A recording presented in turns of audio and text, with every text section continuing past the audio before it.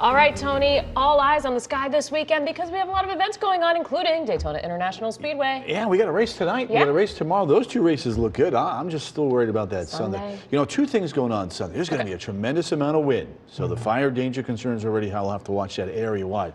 And then the timing of the rain is going to be right around 7, which is pretty close to the end of that race. So we'll have to watch that. I'll break it down for you. Let's head to the coast, right? Let's give you a beach day. It's a little chilly there. Waters are in the 50s, but look at those hardy folks out there right now enjoying their toes in the sand. And look at the readings there. 64 Daytona, 77 in downtown Orlando.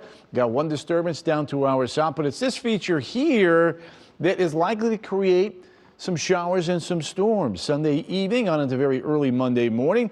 Out ahead of it tonight, if you've got plans, there's just a little bit of a light breeze coming in off of the Atlantic. And then for tonight's fresh from Florida, 250, a beautiful evening.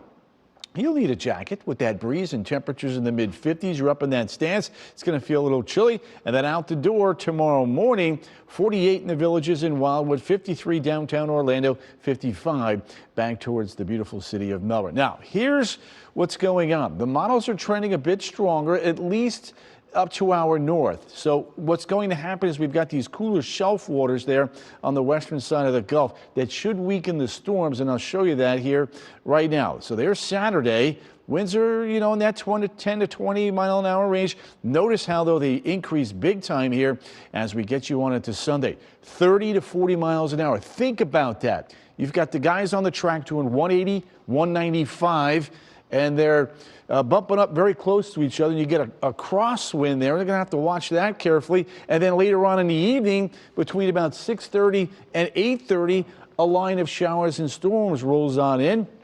And you can see how it weakens as it moves off towards the south and the east. So we'll pick up some rain. That's the good news, but we're going to have to watch the risk there for brush fires as the ground's pretty dry. And then if there's any lightning, that adds another dynamic because we are in a isolated risk for 1 or 2 severe storms, a level 1 out of 5. Rainfall amounts, the European leading the way with higher rainfall amounts, whereas the GFS is less than ½ inch of rain. Let's take a look now at storm impacts. For me, the biggest concern is the wind. If we can get these thunderstorms to develop vertically enough, there could be a little bit of hail. There will be some brief heavy rain, but it's moving so quickly that the threat for any flooding is low and the tornado threat is even lower. Let's take a look now at the United Rentals 300 here. 70, 64, 63. Beautiful weather for this race. Sunday, the wind is a concern.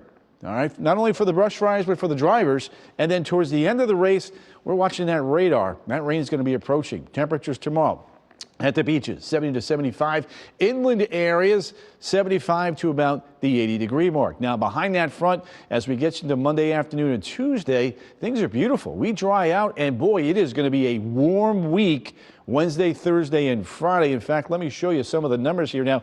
81 and 84 potentially as we get you into the afternoon on Thursday. So let's put it all together here for you one more time. Very busy weekend. We got Valentine's Day. We've got impact weather for the storm Sunday night. President's Day, showers in the morning clearing out, and then it is up, and away big time Wednesday, Thursday, Friday.